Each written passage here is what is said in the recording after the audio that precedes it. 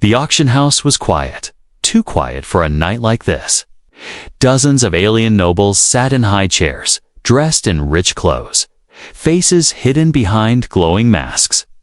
The room was filled with strange perfumes, lights, and soft music. But it stopped when she entered. She was led in by two guards, her steps soft but steady. She didn't fight, didn't speak, didn't even look around. Her hands were locked in front of her, not tight. Just enough to remind everyone she was being sold. The girl was young, maybe 19 Earth years. Her skin was pale gold, glowing faintly under the auction lights. Long silver hair touched her back, and her large glowing eyes stared at the floor. Her beauty was not common, it was unnatural, perfect in every way. But no one moved, no one raised a hand. No one wanted her. The auctioneer, a blue-skinned alien with 4 arms, smiled nervously. "She is Romari," he said loudly. "One of the last of her kind, enhanced genes, multi-language brain chip, trained in court manners." Untouched, unbonded, he waited for bids. Silence. A fat alien with scales hissed. "Her kind destroyed my trade ships." Another, with red eyes, whispered, "The Romari made war with the Empire. Her blood is cursed. She will bring fire to your home." Someone muttered, "Mark my words." The girl didn't react. This wasn't her first auction. It was her 4th. Each time, the result was the same. No one wanted her. Not because she wasn't valuable, but because they were afraid. The auctioneer tried again. "Opening bid is 100,000 credits." He looked around, forced a smile. "She is strong, well-trained, and no," came the cold reply from a bird-like alien. "We don't buy monsters," another one snapped, behind the stage. In the shadows, a man watched. He was human, tall, wearing a black jacket, quiet and still. His name was Jack Callan, a former soldier, now working private security for a rich collector. He wasn't supposed to be watching, but something in her made him stay. She looked broken, but not weak, quiet, but not lost. There was a strange calm around her, like she had already accepted her fate. The auctioneer's voice shook. "Final call," he said. "Anyone? Please." Still no one moved. Some even turned away. A few laughed. The girl just closed her eyes, waiting for the auction to end like before. Then Jack stepped forward. "I'll take her," he said. His voice was not loud, but it was clear. And the whole room went silent again. The auctioneer blinked. "Sorry, did you say?" Jack walked to the center of the hall, calm as ever. "I said I'll take her," he repeated. "Full price." The aliens stared in shock. A few gasped. A tall, thin creature growled, "Do you know what you're doing, human?" "She's Romari," said another. "She's dangerous." Jack looked at the girl, then back at the crowd. "She's not a weapon," he said. "She's a person." The auctioneer hesitated, then slammed the sale hammer. "Sold to the human," he said, his voice uncertain. The guards unlocked her chains and gently pushed her forward. She didn't move at first. Then slowly, she walked toward Jack. She looked up at him, her eyes glowing faintly. "You bought me?" she asked, her voice soft and dry. "No," Jack said. "I freed you." She stared at him for a long moment, then whispered, "My name is Vena." Jack nodded. "Let's go, Vena." But even as they left, something felt wrong. The room was too quiet. Too many eyes were still watching. Too many hands moved to hidden coms. In the shadows, a dark figure raised a small device and spoke. "Target acquired. Remri girl has been taken by human male. Begin silent tracking." Outside, the night air was cold and smelled of smoke and oil. Jack guided Vena through the quiet streets of the station. They didn't speak much. She stayed close to him, still unsure if this was real or just another game. "Why did you do it?" she asked finally. Jack didn't answer right away. He looked up at the dark sky. Stars barely visible through the dome because no one else did, he said simply. And because I've seen eyes like yours before, she didn't ask what. That meant she just kept walking beside him, but behind him. The silent eyes of danger had already started to move. Someone wanted Vena back, or wanted her dead. And Jack had just made himself the only thing standing in their way. Jack walked fast through the narrow metal streets of the trade station. Vena stayed close behind him, her steps light and silent. Strange lights flickered above them, casting long shadows on the ground. The air smelled of fuel and spice, and voices echoed from hidden alleys. This place was dangerous, especially for someone like her. Where are we going? She asked softly.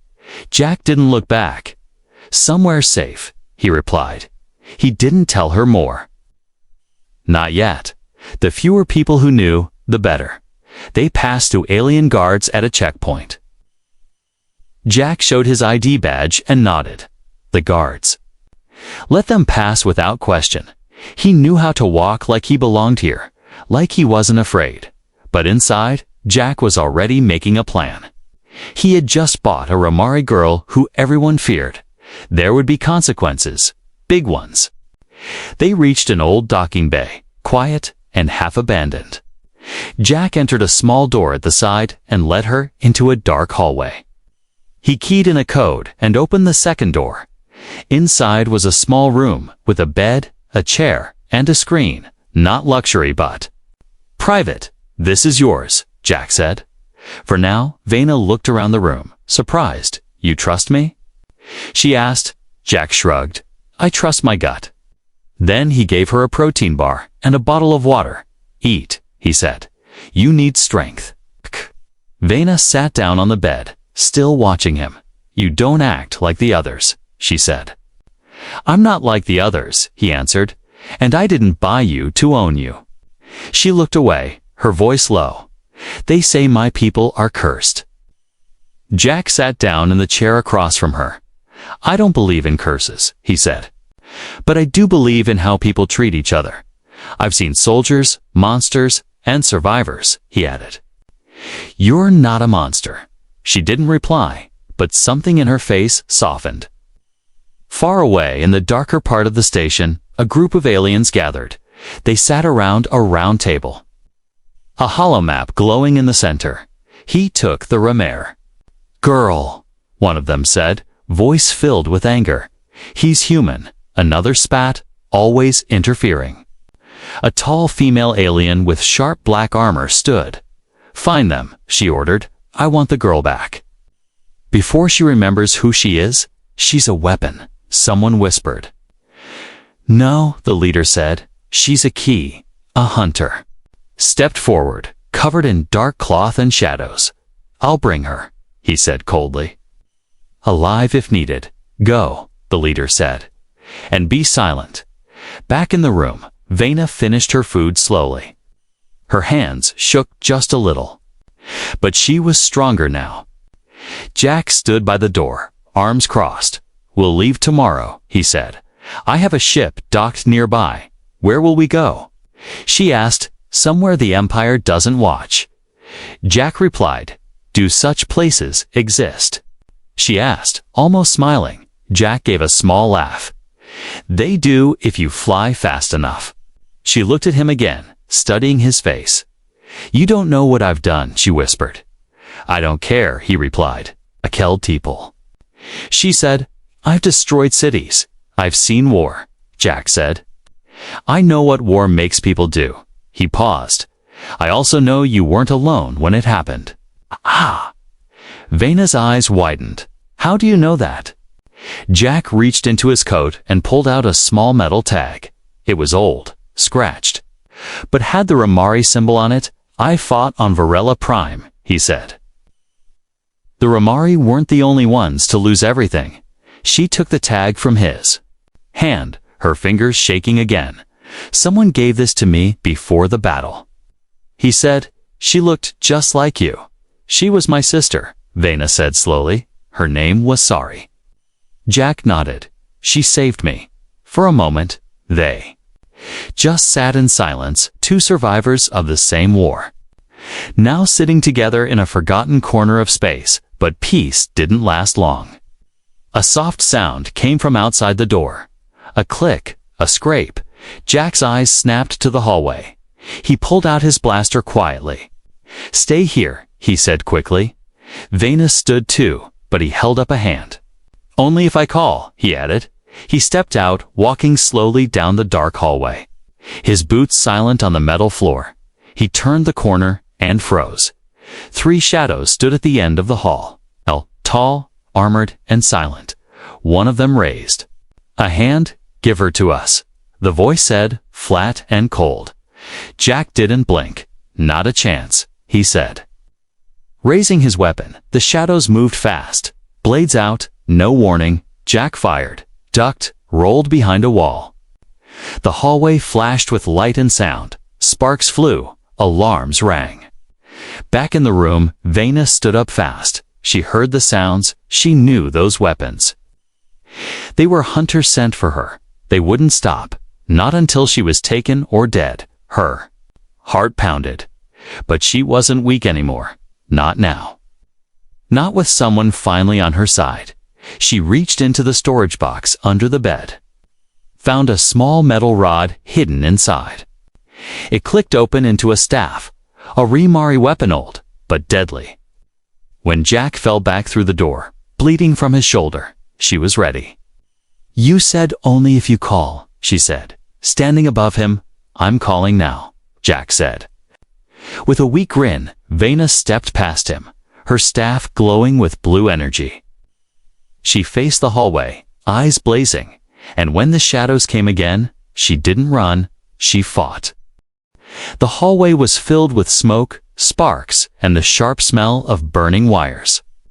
Jack lay on the floor, gripping his blaster with one hand, his other hand pressing against his bleeding shoulder. His vision blurred, but he could still see Vena. Standing tall in front of him, her silver hair glowed under the flickering light, and her eyes were sharp and cold. The metal staff in her hands hummed with Rimari power.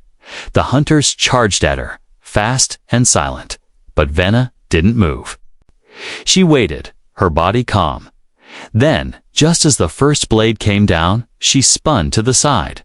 The staff crackled as she struck the attacker's leg, sending him crashing into the wall. The second hunter raised a plasma pistol, but Vena was quicker. She flipped forward, slammed the staff into his chest, and sent a shockwave through his armor. He dropped the weapon and collapsed, twitching. The last one came from behind, silent as a ghost. Jack tried to shout a warning, but his voice failed. Vena turned just in time, blocked the blade, and kicked him backward. She swung the staff in a wide arc, hitting him across the faceplate. The hunter fell with a heavy thud. His mask cracking, silence returned. Only Jack's breathing and the soft hum of the staff. Vena turned back to him. Her hands shook slightly, but her face stayed calm. "You're hurt," she said. Kneeling beside him, Jack smiled weakly. "You're full of surprises." She helped him sit up and tore part of her sleeve to wrap his wound.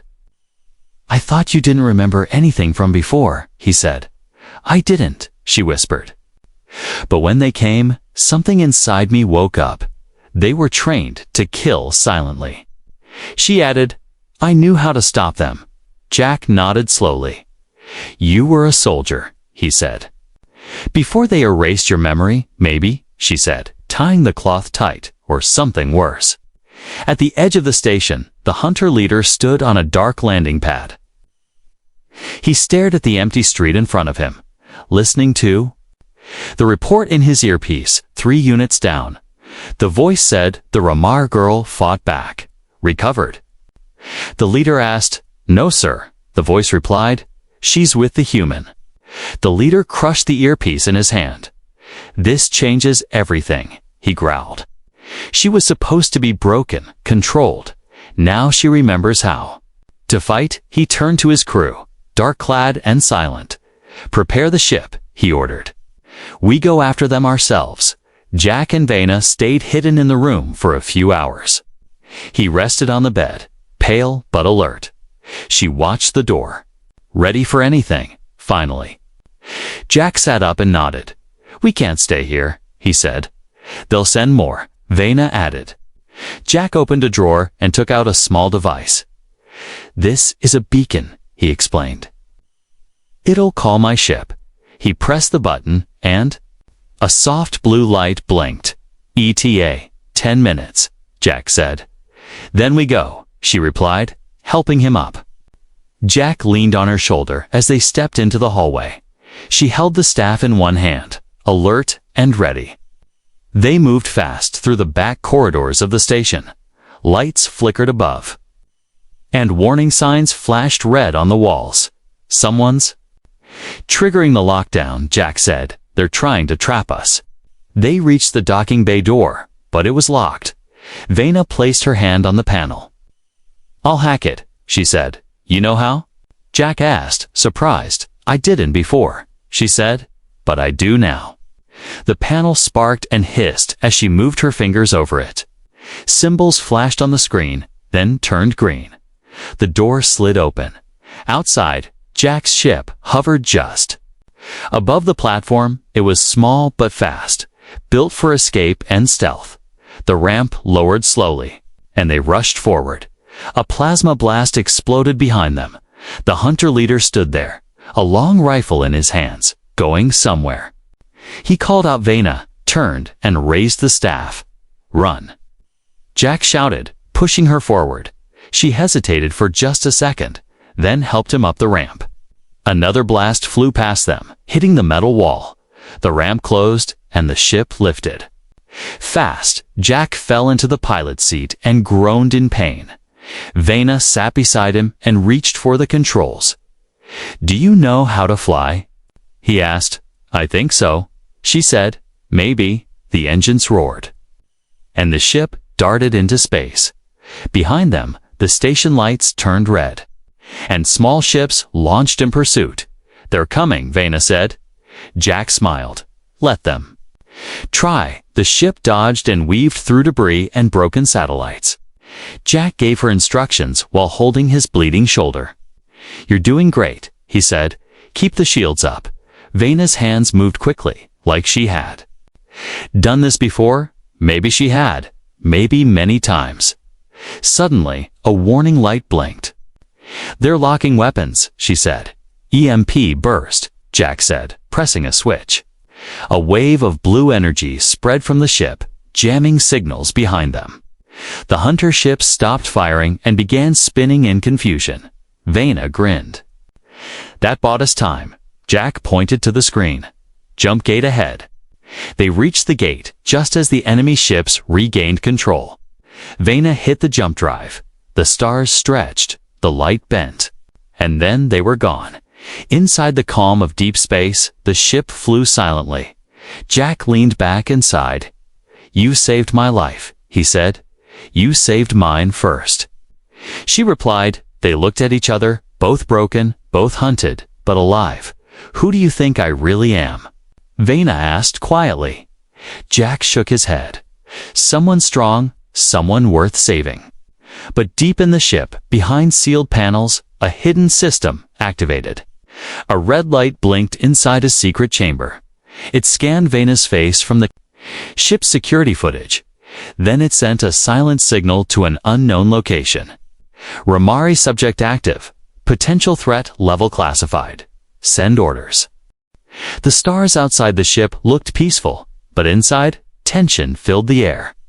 Jack leaned against the wall of the medbay, his shoulder bandaged, his face pale.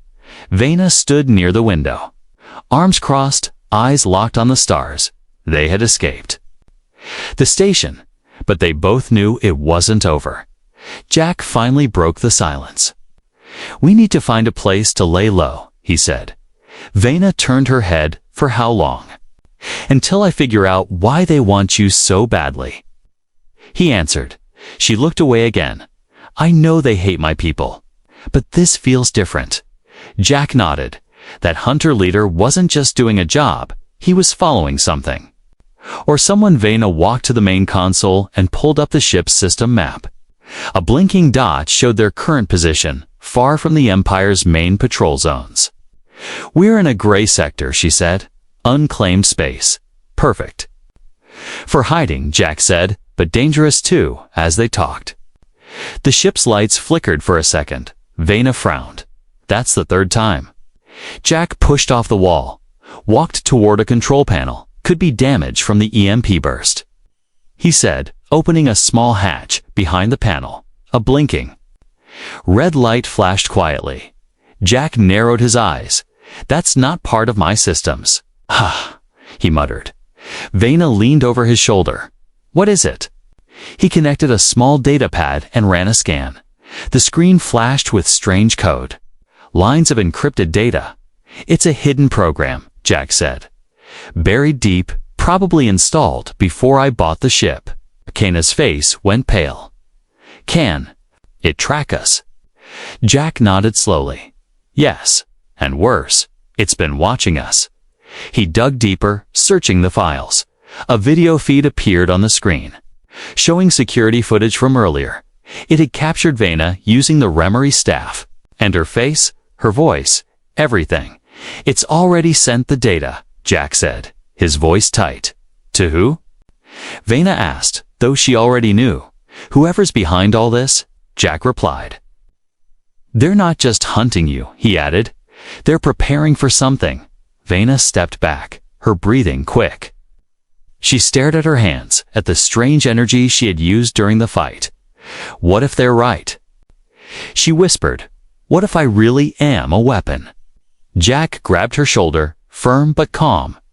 "You're not a weapon," he said. "You're a person. They tried to erase that," he continued. "But it's still there. I see it, whatever they made you do before." He added, "It doesn't own you now." Vena didn't speak, but her eyes softened. Just a little, far away, on a hidden planet, a tall figure walked through a cold, metallic hallway. He wore dark robes, and his face was hidden beneath a silver mask. In front of him, a massive screen showed Vena's face in full detail. The same footage from Jack's ship now played across his command center. "She's active," a voice said from behind him. "Yes," the masked man replied. "And more stable than we expected." Another figure entered the room, this one in full battle armor. "She must be retrieved," the soldier said. The masked man turned slowly. "Not yet," he said. "Why?" "Because she's remembering," the man said, "and that means the key will awaken soon." Back on the ship, Jack and Vena worked together to remove the hidden device. It wasn't easy, and sparks flew several times. But after 2 hours, they finally pulled the unit free. Jack dropped it on the floor and crushed it under his boot. "No more spying," he said. Vena wiped sweat from her forehead. "We still need answers," she said. Jack nodded. "There's someone I know." "A friend?" she asked. He shook his head. "Not exactly." He went to the nav console and typed in coordinates. "His name is Thorn," Jack said. "He's a data broker on Calvox 6. He knows things no one else should." Vena sat beside him, watching the stars. "Do you trust him?" "I don't trust anyone," Jack replied, "but he owes me." They jumped into hyperspace. The ship glided through folded space as stars turned into streaks. Vena leaned back, her eyes closed, but her mind was full of questions. Memories began to flash. She saw flashes of a white lab, cold hands, bright lights, a voice whispering to her, "You are not Vena. You are Echo 7. She opened her eyes quickly, breathing fast. Jack looked over. "You okay?" She nodded, but didn't speak. Hours later, they landed on Calvox 6. It was a dusty moon, full of broken cities, thieves, and secrets. Jack led Vena through a maze of alleyways, avoiding cameras and patrols. Finally, they reached a metal door guarded by 2 men with scars and rifles. Jack stepped forward. "Tell Thorn I'm cashing in my favor." One of the guards scanned him, then nodded. The door opened with a heavy creak inside. The air was thick with smoke and low music. Strange machines lined the walls, showing data streams and alien codes. In the center sat a thin man with silver eyes and a mechanical arm. He looked up and grinned. "Jack Callan," he said. "Didn't expect you back." Jack motioned to Vena. "She needs answers," he said. Thorn's smile vanished as he looked at her. Then he stood slowly, walking around her in silence. "Ramari," he muttered, "but more than that." "She's not just a girl," Thorn said. "She's one." Of the Empire's secret projects, they called them the Echo series. Vena froze. The name echoed in her mind, just like in the vision. Echo 7. What were they? Jack asked. "Bioweapons," Thorn said. "Made from Ramari DNA and infused with something ancient, something that couldn't be controlled." Vena's voice shook. "I don't want to be a weapon." Thorn looked at her. Then, "You better run fast, little Echo, because now that you've woken up, they're going to come for you with everything they have." The cold air inside Thorn's data den felt heavier now. Vena stood still, her heart pounding. Echo 7. That name didn't sound like her, but deep inside, it felt true. Jack watched her closely. He saw the fear in her eyes. But he also saw something else. Strength. Thorn leaned back in his chair. "I don't know how much you remember," he said to Vena. "But Echo units weren't made to think or feel. You were meant to obey." Vena looked down at her hands. "I don't feel like a machine," she said quietly. "Then something went wrong," Thorn replied. "Or maybe something went right," Jack said firmly. Thorn raised an eyebrow. "Your ship's signal was traced," he said to Jack. "They'll find you here within the hour." "Then we better move," Jack said, standing up. "Wait," Vena said suddenly. "If I really am one of them?" She said slowly, "Maybe I can stop this." Jack turned to her. "What are you thinking?" "I want to find where I came from," she replied. "I want to know what they did to me." Thorn tapped on his console, pulling up a hidden star map. "There's one place that still shows activity," he said. "The Echo facility, deep inside Empire territory," he added. "It's suicide," Jack said. Vena looked at the map. "Then it's time I stopped running," she said. Jack didn't argue. He saw it in her eyes. She needed answers, and she wouldn't be safe until she had them. Thorn handed Jack a small data chip. "This has the last known coordinates." He said, "Good luck," he added. "You'll need it." The ship left Calvik 6 under stealth mode. Jack piloted while Vena sat beside him in silence. She stared out at the stars. Each one felt like a memory she couldn't reach. "You okay?" Jack asked. She nodded slowly. "I don't know who I was," she said, "but I know who I want to be." Jack smiled a little. "That's enough for me." Suddenly, a ship's sensors beeped. "Something's coming," Jack said. A large vessel appeared behind them, black as space, with no lights. Empire shadow ship, he muttered. "They're fast," Vena said, checking the controls. "Too fast," Jack replied. "We won't outrun them." Vena stood up and went to the rear of the ship. "What are you doing?" Jack called. "Buying us time," she replied. She opened a small panel in the wall, revealing a hidden compartment. Inside was an energy core glowing faint blue. Jack realized what she was planning. "That's unstable," he warned. "Exactly," she said, connecting it to the ship's power system. The shadow ship locked weapons. Jack pulled hard on the controls. "Flying toward an asteroid field, they'll follow us in," he said. "Let them." Vena replied, holding the activation switch the moment the shadow ship entered the field. Vena flipped the switch. The core released a pulse wave, not enough to destroy, but enough to blind the sensors. The shadow ship spun, confused. Jack pushed the ship into a narrow gap between two asteroids. They vanished from radar. "Nice trick," he said, breathing hard. Vena smiled faintly. I remembered it from somewhere, she said. Hours later, they reached orbit near a dead world. Dark, cold, and lifeless. This is it, Jack said, pointing to the surface. The Echo facility was underground. Beneath layers of stone and steel, it hadn't sent signals in years, but the entrance was still visible from orbit. They landed and stepped out into silence. Vena felt a strange pull in her chest. Her boots crunched on dry ground. Each step felt like walking into the past. The main door was sealed, but her handprint opened it without hesitation. That's not normal, Jack said.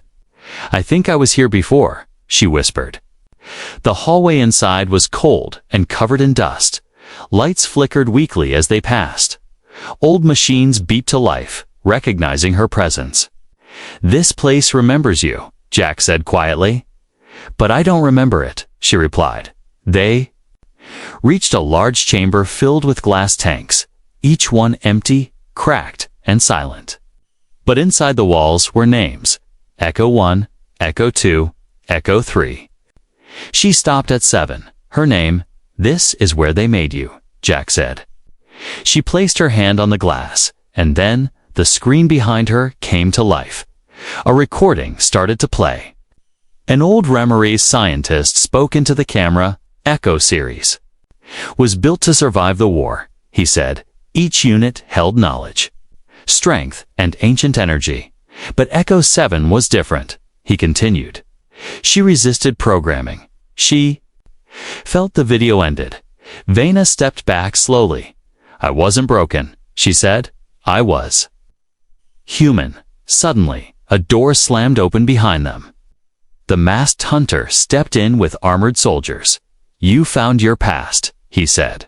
Now it ends. Vena stood in front of Jack. I won't run anymore, she said. The hunter raised his rifle, but Vena lifted her hand, and blue light burst from her fingers. The soldiers flew back like leaves in the wind. Jack stared in awe. You've changed, he said. No, Vena replied. I finally remembered who I am. The room shook from the force of Vena's energy blast. Blue light danced across the walls. The armored soldiers lay on the ground, stunned and groaning. Only the masked hunter still stood. His cloak moved slightly in the still air, but his body did not. Jack held his blaster ready, but didn't fire. He knew this wasn't his fight anymore. This was Vena's moment. The hunter stared at her through his broken mask. You were never meant to awaken, he said. You were made to follow orders. Vena stepped forward, energy still glowing. In her hands, I was made to survive, she said, but I choose who I am. The hunter moved fast. Pulling out 2 curved plasma blades, he attacked with sharp, perfect strikes. But Vena blocked him with a glowing shield that formed from her energy. She didn't need weapons anymore. She was the weapon. They moved around the ruined chamber. The fight was fast, quiet, deadly. Jack watched in silence, his breath held. Finally, Vena caught one of the blades with her hand. Energy surged through the weapon, and it melted in the hunter's grip. She kicked him backward, sending him crashing into a control panel. Why do you fight for them? She asked. The hunter stood slowly, smoke rising from his armor. I don't fight for them, he said. I fight to stop you. You're dangerous, he added. If your mind fully awakens, the universe will burn. Vena shook her head. Then you should have let me stay forgotten, she said. She raised her hand again. This time, energy didn't explode outward. It wrapped around the hunter like ropes of light. Holding him in place, he struggled, but the bonds tightened. I don't want to destroy, Vena whispered. I just want to live, with a flick of her fingers. She sent him into unconsciousness. He collapsed silently. Jack walked toward her. Still holding his shoulder. You didn't kill him, he said softly. I didn't have to, Vena replied. I'm not like them.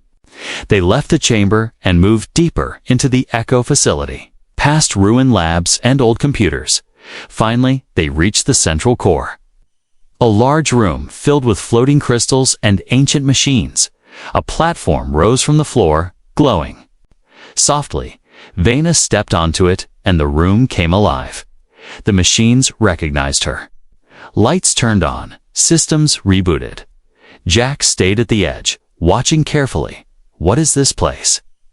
he asked. Vena looked around, her voice calm.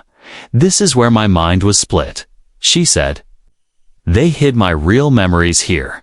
The platform lit up, and a screen formed in the air. Images flashed quickly. War, experiments, pain, but also love, family, a sister with the same silver hair. "Sorry," Vena whispered, tears filling her eyes. "I remember her now." Jack stepped closer. "She gave you the tag," he said. "She saved me." Vena replied, "And I think I promised her something." The screen flashed again, and a message appeared. "Echo 7 is not a weapon. She is the key." Vena stared at the message. "What key?" she asked. Then a hidden door opened behind the platform. Inside was a small crystal, glowing with soft blue light. She picked it up carefully, and the room went silent. Energy flowed through her fingers, warm, calm, alive. She wasn't afraid anymore. Jack looked around, confused. "What does it do?" Vena turned to him. "It's not a weapon," she said. "It's a memory lock, a living one," she added. "It holds the last thoughts of the Ramari people." Tears rolled down her cheeks as the memories poured into her. She saw her planet, her family, her fall. But most of all, she saw what the Empire did. "They erased us," she whispered. "They didn't just want to kill us. They wanted to erase every trace." Jack put a hand on her shoulder. "But now you remember," he said. "And that means they failed." Vena nodded, standing taller now. "I won't hide anymore," she said. "I'll show the galaxy who we were." Suddenly, alarms rang. Through the old facility, red lights flashed. Jack checked the screen. "Empire fleet just dropped out of hyperspace," he said. "They tracked us." Vena closed her hand around the crystal. "It doesn't matter," she said. "We're not running this time." Jack looked at her, worried. "We can't fight a fleet." Vena smiled softly. "We don't have to," she said. "I'll give them a message they'll never forget." Back at the ship, they prepared quickly. Jack powered the engines. Vena sat in the center of the cargo bay, placing the crystal in a glowing field. Energy wrapped around her again. This time, it didn't burn. It healed outside. The fleet ships began to circle the planet. Fighters launched. Weapons locked. But then, the entire sky turned blue. A massive wave of energy exploded from the surface. It wasn't violent. It wasn't meant to kill. It was a signal. Across systems, machines rebooted, memory artifacts lit up. Old records returned. The truth was being restored in every corner of the galaxy. The name Ramari was spoken again, not as monsters, but as victims, as creators, as people on the ship. Vena opened her eyes. The glow faded, but her strength remained. Jack looked at her with awe. "What did you do?" "I gave them their history back," she said. "And now? They'll know I'm not the enemy." Jack smiled. "You've already changed the galaxy," he said. Vena nodded. "But we're not finished yet." The blue light in the sky faded slowly, but its message had already spread. All across the galaxy, people paused and listened. The Remry name, once feared, now filled with truth. Forgotten data returned to records. Stories, once erased, now played. In every corner of space, on the Empire fleet ship above the planet, chaos began. Officers stared at their screens, confused and angry. How did she do this? One of them shouted. The Admiral slammed his fist on the table. "She's just one girl," he growled. "But now the whole galaxy knows." Someone replied, "They know what we did." Below them, inside the ship, Jack stood by the controls.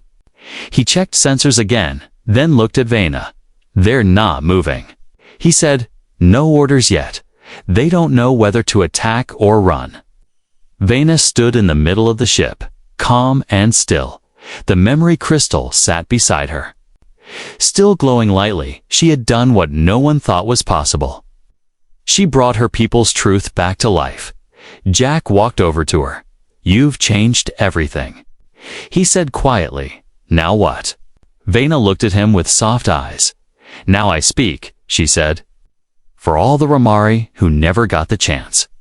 She moved to the ship's communication system and pressed the broadcast button. Her voice would now go out on every open channel. To soldiers, civilians, traitors, rebels, and leaders, no one could ignore it. She took a deep breath, then spoke. "This is Vena of the Romari.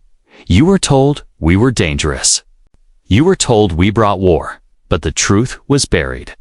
We were hunted, captured, and erased, not because we were monsters, but because we remembered. Because we dreamed of peace, and because we said no to control." Jack listened, standing silently beside her. Vena's voice was steady, honest, and full of pain. But it carried strength, too. "I am not a weapon," she said. "I am not Echo 7. I am a person, and I remember." Across the stars, people listened, and they believed her, far away, in the Empire capital. The Emperor watched the screen in silence. His advisors whispered behind him, unsure what to do, but he raised a hand. Silencing them, "She's done it," he said softly. "She lit the fire." One general stepped forward. "Do you want us to eliminate her, Your Grace?" The Emperor shook his head slowly. "No," he replied. "She's already won. If we strike now, we become exactly what she says we are." Back on the ship, the communication ended. Vena stepped away from the console. Her face was pale, but her eyes were bright. Jack looked at her, amazed. "That was powerful," he said. "It had to be," she replied, "for the ones who didn't survive." Suddenly, a soft ping came from the ship's monitor. Jack checked the screen and raised an eyebrow. "You're not going to believe this," he said. "We just got over 100 messages from different planets. People want to help." Vena smiled, tears in her eyes. "They believe?" she whispered. "For the first time, they believe us." Jack walked over and placed a hand on her shoulder. "What will you do now?" he asked. She thought for a moment, then replied, "I'll start again. Not as a weapon, not as a ghost, but as a voice for those who were silenced." A few days later, a peaceful ship entered orbit near an old colony world. A crowd gathered on the surface. Many of them had never seen a Romari before. But now they came with open hands, not weapons. The ship's door opened, and Vena stepped out. Wearing simple clothes, holding no staff, no weapons, just herself, Jack followed her. His blaster still strapped to his side, but he didn't feel like a bodyguard anymore. He was a friend. A young girl walked up to Vena and stared at her glowing eyes. "Are you really the girl from the message?" she asked. Vena knelt and nodded. "Yes," she said gently. "Do I scare you?" The girl shook her head. "You look kind," she said. Vena smiled. "Then that means I've already won." Over the next weeks, Vena's message spread even more. She spoke in front of crowds, shared the truth. She helped build new peace talks between former enemies. She visited planets where the Romari had once lived and planted new seeds of hope. But not everyone was ready to forgive. Some still feared her, some still hated, but Vena never raised a weapon again. She didn't need to. Her truth was stronger than any army, her memory more powerful than any warship. And through it all, Jack stayed with her. They traveled together. To survivors of different worlds, linked by a promise and by choice. One night, as they sat under the stars on a quiet moon, Jack looked at her and asked, "Do you ever think about what would have happened if I hadn't spoken at that auction?" Vena looked up at the stars and nodded. "All the time," she said. "I think about how one voice broke the silence. How one man said yes when the whole room stayed quiet. She looked at him and smiled. And because of that, I was. Free Jack leaned back and smiled too. I didn't know what I was doing. He said, but I'm glad I did it. Vena reached out and took his hand. You didn't just free me, she said. You gave me back my voice. Together. They sat in silence, not afraid, not hunted, just free. The end.